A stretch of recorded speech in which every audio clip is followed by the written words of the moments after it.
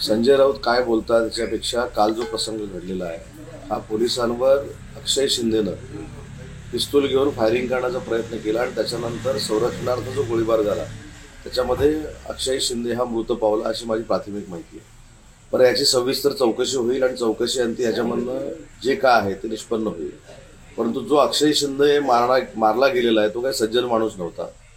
15 ते 20 दिवसापूर्वी त्याच नराधमानं त्याच नीच माणसानं अल्पवयीन मुलींवर अत्याचार केलेला होता आणि त्यावेळी हेच सगळे आज मुलाखत देणारे सगळे सांगत होते की त्याला फासावर लटकवलं पाहिजे, त्याला फाशी दिलं पाहिजे आणि म्हणून त्या प्रसंगाचं राजकीय भांडवल करण्याचं काम देखील महाविकास आघाडीच्या काही नेते मंडळींनी केलं।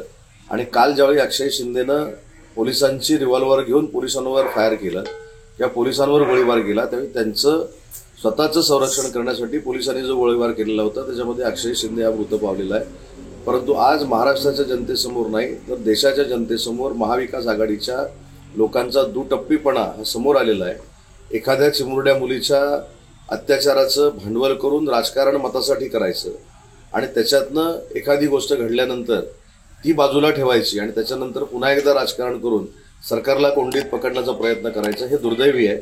अक्षय शिंदे हा सज्जन माणूस नव्हता, अक्षय शिंदे हा नराधम होता। परंतु या प्रकरणामध्ये सविस्तर चौकशी होईल आणि चौकशी अंती योग्य तो निर्णय होईल।